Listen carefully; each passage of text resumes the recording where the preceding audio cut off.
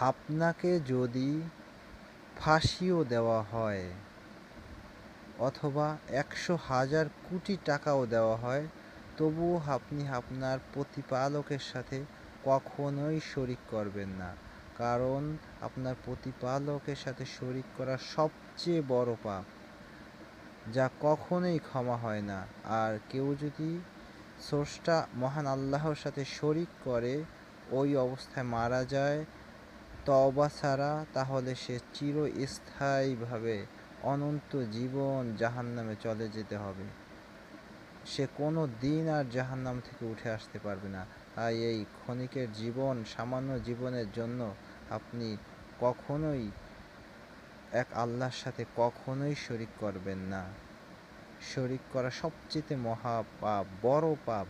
মহান আল্লাহর সাথে শরিক করলে তাকে তুচ্ছ তাচ্ছিল্য করা হয়, তাকে অপমান করা হয়।